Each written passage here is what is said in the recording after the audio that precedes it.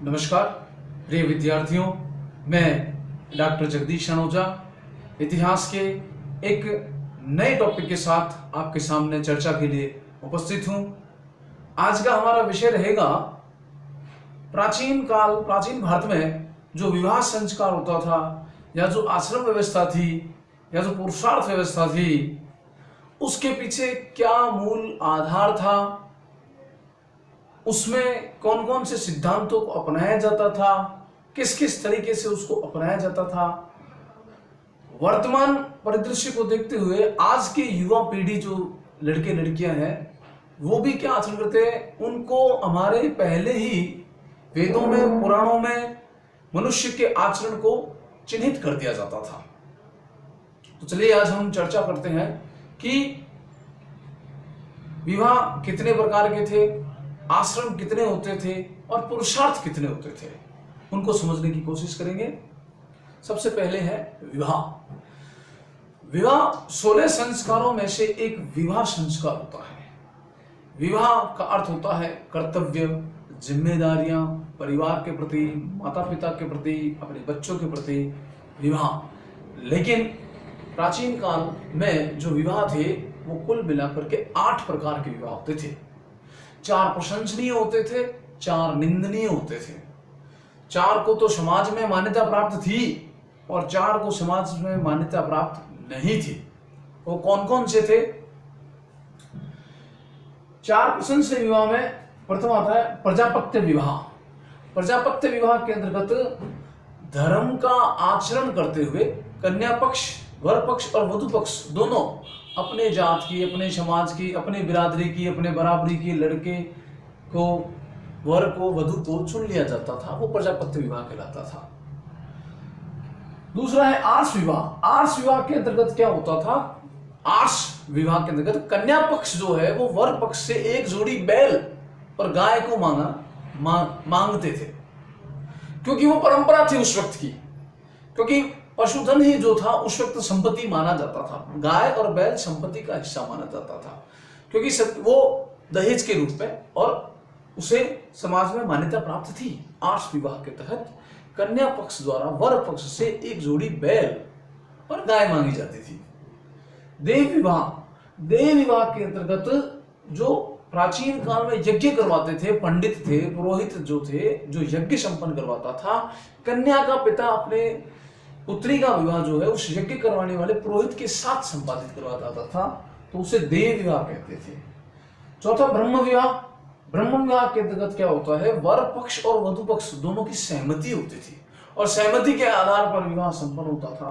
तो इस प्रकार ये 4 प्राचीन काल में 4 प्रशंसनीय विद्वान जो थे, विवाह थे, ये मान्यता प्राप्त थी।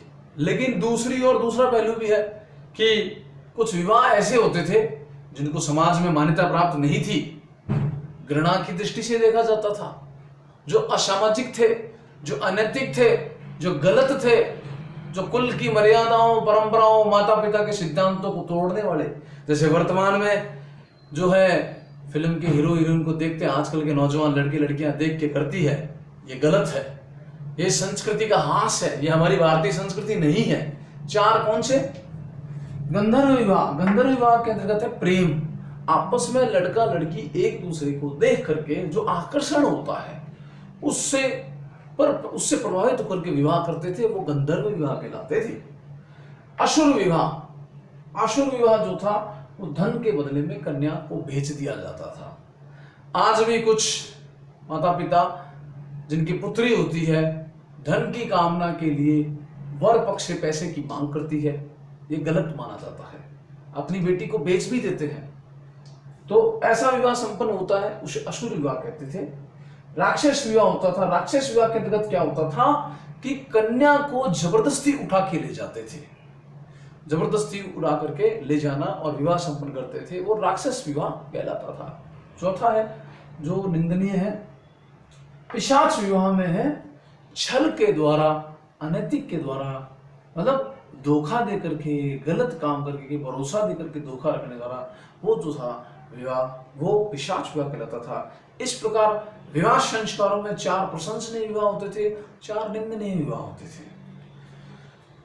आगे बढ़ते हैं अपने आश्रम व्यवस्था जो थी वो 4 थी, ब्रह्मचर्य, गृहस्थ, वानप्रस्थ और संन्यास। अब इन 4 आश्रमों में होता क्या था? ब्रह्मचर्य आश्रम जो होता था वो 0 से लेकर 25 तक की उम्र आयु मानी गई है। इस आयु में क्या होता था कि शिष्य जो था वो गुरु के पास ही रहता था, 25 वर्षों तक आश्रम में ही रहेगा। गुरु शिष्य को क्या करेगा? शस्त्र और शास्त्रों में दक्ष कर देता था, प्रवीण कर देता था, निपुण कर देता था। ब्रह्मचर्य आश्रम में जीवन से लेकर मृत्यु तक का ज्ञान प्राप्त करवा देता था, शस्त्र शास्त्र लड़ने में, पढ़ने में।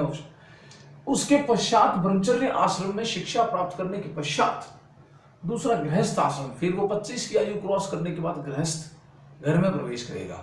लेकिन जब घर में प्रवेश करेगा उसको उसके गुरु ने पहले ही बता दिया गया था कि गृहस्थ आश्रम में तेरे को क्या करना है। गृहस्थ आश्रम के अंतर्गत जो मनुष्य है वो अपने संतान को उत्पन्न करेगा, माता पिता की सेवा करेगा, समाज का भला करेगा, नैतिक जो जिम्मेदारी है उसका निर्वहन करेगा। और तीसरे चरण में वानप्रस्थ में अगला उम्र का पड़ाव में वानप्रस्थ में क्या करेगा? मनुष्य वन की ओर गमन करेगा। जो पहले सुख सुविधाएं भोगी थी उसको वो कम कर देगा, योगी की तरह रहेगा, कम खाएगा, जीवन यापन के लिए जो चाहिए उतने में ही जीवन यापन करेगा। और संन्यास आश्रम में क्या करेगा?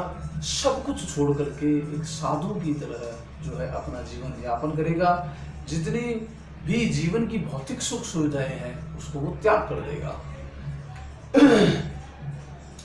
शास्त्राकारों और टीकाकारों के अनुसार ब्रह्मचर्य की आयु है 0 से 25, 25 से 50 गृहस्थ, 50 से 75 वानप्रस्थ और 75 से 100 संन्यास।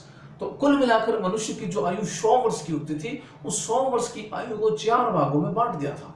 ये हमारी होती थी प्राचीन काल की आश्रम व्यवस्था। अगला है टॉपिक पुरुषार्थ, धर्म, अर्थ, काम और मोक्ष। पुरुषार्थ 4 प्रकार के होते थे। पुरुषार्थ उसमें प्रथम आता है धर्म। धर्म का अर्थ होता है धारण करना। धर्म का अर्थ होता है ड्यूटी, कर्तव्य, अपने सिद्धांत, अपने नियम, जो कुल की मान मर्यादा है उनको निभाना। अर्थ का अर्थ हो गया धन।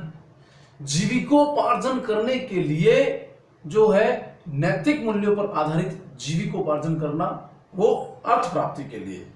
धन प्राप्ति करने के कई रास्ते हैं।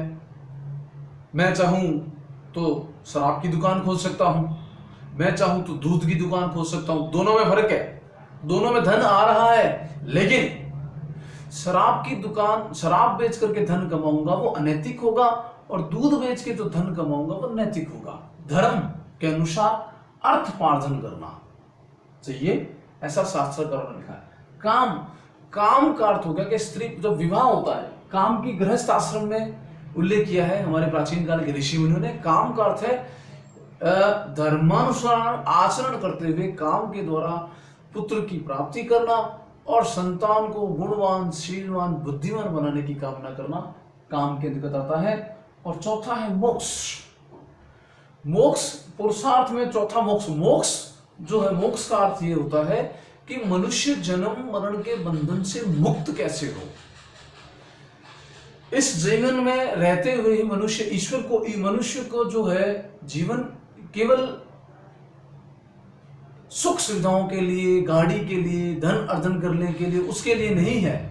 मनुष्य जो इस धरती पर आया है उसका अंतिम लक्ष्य होता है कि वो परमात्मा में कैसे मिले। तो मोक्ष इसका जो है श्री कृष्ण ने भगवत गीता में भी उल्लेख किया है, और स्वामी विवेकानंद ने भी जो शिकागो धर्म सम्मेलन था उसमें भी उल्लेख किया था कि ज्ञान, भक्ति, वैराग्य और मोक्ष प्राप्ति के 3 मार्ग बताए हैं श्री कृष्ण ने और स्वामी विवेकानंद जी ने। तो मोक्ष प्राप्ति के लिए सबसे पहले हमें ज्ञान अर्जन करना पड़ेगा। ज्ञान अर्जन करने के बाद हमें भक्ति करनी पड़ेगी किसी न किसी ईश्वर की, देवी देवताओं की। फिर तीसरा है मोक्ष प्राप्ति का मार्ग में ज्ञान, भक्ति, वैराग्य। वैराग्य का अर्थ होता है कि संसार की किसी भी वस्तु के अंतर्गत अपना मोह न रखना, वैराग्य। तब मनुष्य जो है वो मोक्ष की ओर अग्रसर हो सकता है। मोक्ष का अर्थ ये हुआ कि जन्म मरण के बंधन से छुटकारा मिलना, मुक्ति मिलना। तो इस प्रकार एक नए विषय के साथ कल फिर हम चर्चा करेंगे। तब तक के लिए धन्यवाद। जय हिंद।